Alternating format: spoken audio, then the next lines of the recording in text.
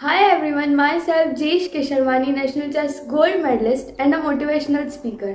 आप सभी के सामने एक बहुत ही शानदार स्टोरी के साथ वापस आ गई हूँ। आप मुझे ये बताइए कि इस पूरे वर्ल्ड में सबसे पहले चांद पर कौन गए थे?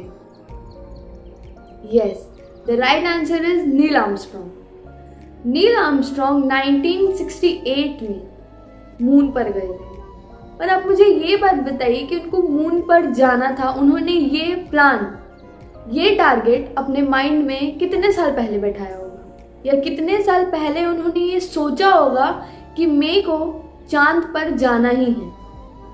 ऑफ कोर्स 10-15 हो सकता है कि उनके माइंड में ये बात 1958 में ही आ गई हो कि मुझे चांद पर जाना है। हो सकता है कि उनके माइंड में ये बात 1960 में आ गई हो कि मुझे चांद पर जाना है।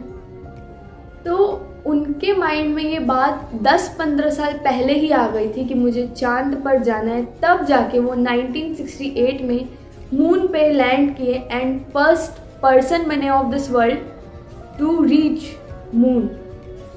मैं आपको यही बात बताना चाह रही हूँ कि मंजिल पर पहुँचने के पहले सोचना बहुत ज़्यादा ज़रूरी है। मंजिल में पहुंचने के लिए काम करना सेकेंडरी थिंग है। सबसे पहली बात है कि सोचना। अगर आप काम कर रहे कंटिन्यूसली, आपको पता ही नहीं है कि आपको पहुंचना कहाँ है, तो आप कहीं नहीं पहुंच पाएंगे। पर आपको जब एक आपका टारगेट एक सेट रहेगा, एक गोल सेट रहेगा कि मुझे जाना कहाँ है, तो आपको आपका रास्ता एकदम साफ साफ दिखाई देने लगेगा। आप अपने आज प्रेजेंट से अगले 10 साल बाद किस मुकाम पर पहुंचे रहना चाहते हो, किस जगह पे रहना चाहते हो, कैसी लाइफस्टाइल चाहते हो, अगर आप आज से ही सोच लेंगे ना, तो गारंटी है कि अगले 10 या 15 साल बाद आप उस जगह में पहुंच जाएंगे। क्योंकि किसी भी मंजिल में पहुंचने के पहले उस मंजिल के बारे में, उस रास्ते के बारे में सोचना बहुत ज़्यादा ज़रूरी है। तो ये लाइन को अपने माइंड में बैठा लीजिए कि जब तक आप सोचेंगे नहीं, तब तक आप कहीं पहुंच नहीं सकते। काम करना is secondary thing. First thing is of thinking about the thing where you want to be. क्योंकि जो आपकी सोच है ना, वो एक बीज का काम करेगी, और एक बीज जब मिट्टी में जाता है तो एक पेड़ बन जाता है।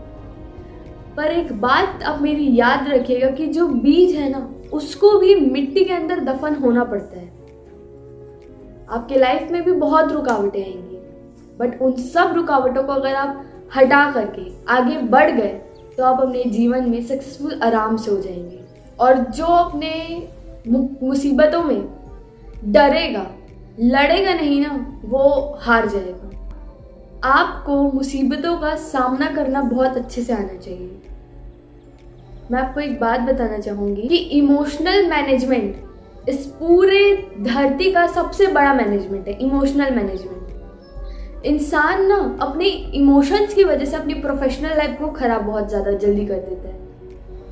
इंसान जिस दिन अपने इमोशंस को काबू करना जान जाए, उसकी प्रोफेशनल लाइफ में कभी इफेक्ट नहीं आएगा। इंडिया में, not only in India but इस पूरी दुनिया में ऐसे बहुत से लोग हैं जिन्होंने अपने इमोशंस की वजह से अपनी प्रोफेशनल लाइफ को पूरी तरह से खराब कर दिया। मैं आपको एक बहुत बड़ा एग्जाम्पल देना चाहती हूँ, विराट कोहली का। आज के वो यूथ के सबसे मोस्ट पॉपुलर क्रिकेटर है विराट कोहली। 2016 आईपीएल में उनके हैंड पे 9 स्टिचेस लगे थे, उनके हाथ में 9 टाके लगे हुए थे, और उसके बावजूद वो फील्ड पर खेल रहे थे। ना कि सिर्फ खेल रहे थे, उन्होंने इवन 100 रन्स कंप्लीट भी किए। उनके हाथ में 9 स्टिचेस थे, उसके बावजूद उनके हाथ में जो लगी थी ना, वो उनकी पर्सनल इशू थी। उनके हाथ में लगना पर्सनल इशू थी, पर उस जगह पे अपना परफॉर्मेंस 100% देना, ना कि सिर्फ फॉर्मेलिटी के लिए। इवन ही स्कोर्ड 100 रन्स, वो प्रोफेशनल रिस्पॉन्सिबिलिटी थी। तो अपने लाइफ में ना, अपने पर्सनल इशू की वजह से कभी भी प्रोफेशनल रिस्पॉन्सिबिलिटीज को मत भूलिएगा। क्योंकि जो इंसान अपने इमोशंस से जीत गया, वो इंसान जीवन में जीत जाता है।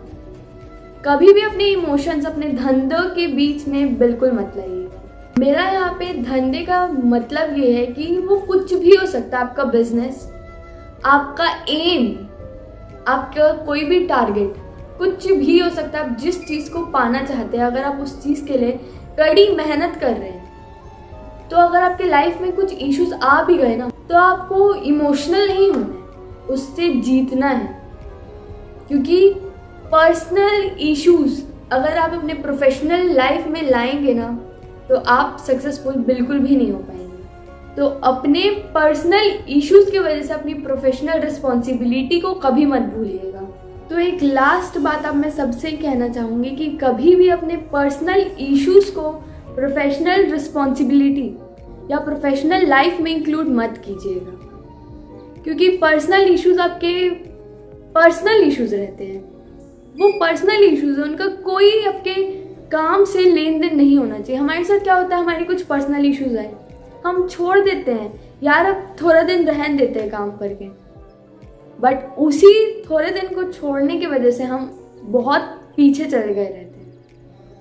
वहीं जब हम अपने पर्सनल इश्यूज को साइड रखें ना, प्रोफेशनल रिस्पॉन्सिबिलिटी को कंप्लीट करने के टाइम, तो हम अपने दोनों चीज़ों को इक्वली मैनेज कर पाएंगे।